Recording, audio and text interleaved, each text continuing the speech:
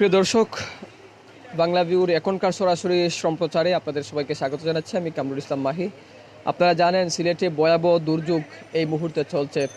পুরো সিলেট বলা চলে পানিবন্দী। সিলেটের এমন কোনো জায়গা নেই, সিলেটের বেশ কয়েকটি উপজেলার এমন কোনো জায়গা নেই যে জায়গায় পানি উঠেনি। বিশেষ করে গোয়েনঘাট, কোম্পানিগঞ্জ, উপজেলার সব জায়গায় প্রায় ডুবে গেছে এবং সিলেট শহরের অবস্থা কিন্তু আরও ভয়াবহ অবস্থা। সিলেট শহরের অবস্থা যদি আপনাদেরকে বলি, এই মুহূর্তে অবস্থান করছি সিলেটের উপশহর এলাকায় অবস্থান করছি এবং এই যে এলাকাটিতে অবস্থান করছি এই এলাকায় ঘন্টা দুয়েক আগেও কিন্তু পানি ছিল না এবং এটি কিন্তু সময় যত যাচ্ছে সেই সময়ের বাড়ার সঙ্গে সঙ্গে কিন্তু পানি কিন্তু বেড়েই চলছে। এখানে কিন্তু একদম পানি ছিল না, আপনাদেরকে যদি একটু জানিয়ে রাখি, একদম পানি ছিল না। এই মুহূর্তে কিন্তু এখানকার পানি বেড়েই চলছে এবং বাড়ার গতি যদি আপনাদেরকে একটু বলি, সকালেই ছিল প্রায় এই সড়কটি ডুবন্ত ছিল না, এই সড়ক ডুবন্ত ছিল না এবং এই মুহূর্তে এই সড়ক পুরো ডুবে গেছে। এবং এই মুহূর্তে সবচেয়ে বড় বিষয় যেটি হচ্ছে, আমরা এই এলাকায় এসে যেটি দেখেছি যে এলাকা ছেড়ে মানুষ চলে যাচ্ছেন, কিন্তু চলে যাচ্ছেন যে বিষয়টি তারা বারবার বলছেন যে তাদের বাসা বাড়িতে পানি উঠেছে, ঘরের ভেতর পানি এবং বাইরেও সব জায়গায় পানি। এখন এই মুহূর্তে এমন একটা বিপর্যয় নেমে এসেছে যে তারা কোথায় যাবেন সেটি নিয়েও কিন্তু শঙ্কায় দিন যাপন করছেন তারা। এমন টানা বৃষ্টি, গত যে 10 দিন ধরে টানা বৃষ্টিপাত হচ্ছে, সেই বৃষ্টিপাত কিন্তু অব্যাহত রয়েছে এবং আপনাদেরকে পুরো দৃশ্য যদি একটু দেখানোর চেষ্টা করি,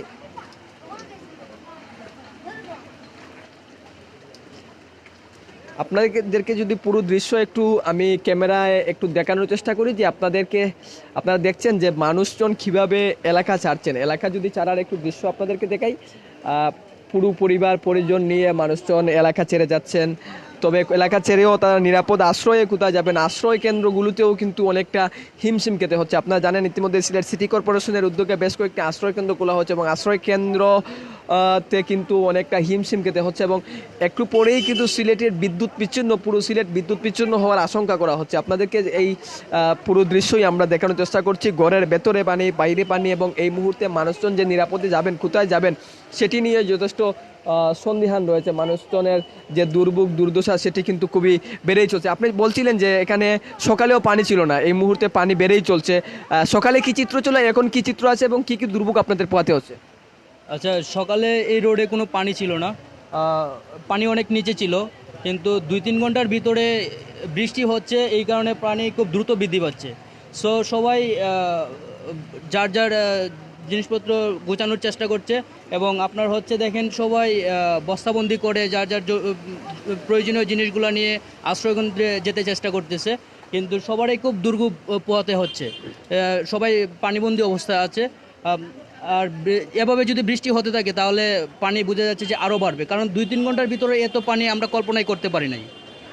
পানি বাড়তেছে। প্রিয় দর্শক, তিনি যেমনটি বলছিলেন, প্রায় 2 ঘন্টার ব্যবধানে কিন্তু এইখানে পানি প্রায় 5 থেকে 6 ফুট পানি বেড়েছে এবং এই পানি বাড়ার কারণে কিন্তু এখানকার নতুন এলাকা, অর্থাৎ সিলেটের নিম্নাঞ্চল ছাড়িয়ে যে উঁচু এলাকা আছে সেই উঁচু এলাকাও কিন্তু এখন প্রায় ডুবে যাচ্ছে। এবং আপনাদেরকে যদি একটু এই মুহূর্তে দেখানোর চেষ্টা করি, এই মুহূর্তে আমরা উপশহর মেইন রোড, অর্থাৎ উপশহরের মেইন রোড, শিবগঞ্জ থেকে যে উপশহরের প্রবেশদ্বার যে সড়কগুলো রয়েছে সেই সড়কে আমরা অবস্থান করছি এবং এখানে কিন্তু যেমনটি একজন স্থানীয় বাসিন্দা যিনি বলছিলেন যে প্রায় 2 ঘন্টা আগেও এই সড়কটি ডুবন্ত ছিল না, এই মুহূর্তে কিন্তু 2 ঘন্টার ব্যবধানে এই সড়কটিও ডুবে গেছে। এতে কিন্তু স্থানীয় বাসিন্দা যারা, শিবগঞ্জের বাসিন্দা যারা, তারা আশঙ্কা করছেন আরও সময় বাড়ার সঙ্গে সঙ্গে পানির মাত্রা আরও বাড়তে পারে। এবং আপনাদেরকে যেমনটি বলছিলাম, ঘরের ভেতরেও পানি রয়েছে, বাইরেও পানি এবং এমতো অবস্থায় সিলেটের মানুষজন আশ্রয় কেন্দ্র এবং কোথায় যাবেন সেটি নিয়েও যথেষ্ট শঙ্কিত রয়েছেন। তো সব মিলিয়ে সিলেটের যে বন্যা পরিস্থিতি, সেই বন্যা পরিস্থিতি চরম আকার, ভয়াবহ আকার ধারণ করছে এবং সেটি কিন্তু মানবিক বিপর্যয়ের একটা শঙ্কা করা হচ্ছে। একটু পরেই কিন্তু সিলেটের হয়তোবা বিদ্যুৎ বিচ্ছিন্ন হয়ে যেতে পারে পুরো সিলেট। আপনারা জানেন যে কুমারগাঁওয়ের যে সাবস্টেশন রয়েছে সেটিতে কিন্তু ইতিমধ্যেই পানি কাছাকাছি চলেছে। আরও 2 থেকে 3 ফুট পানি যদি পানি বাড়ে তাহলেই কিন্তু বিদ্যুৎ বিচ্ছিন্ন হওয়ার সম্ভাবনা রয়েছে। তবে আসার খবর হচ্ছে সিলেট সিটি কর্পোরেশন এবং ফায়ার সার্ভিসের উদ্যোগে কিন্তু বিদ্যুৎ কেন্দ্রের চারিদিকে পানি যাতে বেশি করে প্রবেশ না করতে পারে সেই ব্যবস্থা করা হচ্ছে। তো এই ছিল সিলেটের বন্যা পরিস্থিতি সর্বশেষ তথ্য।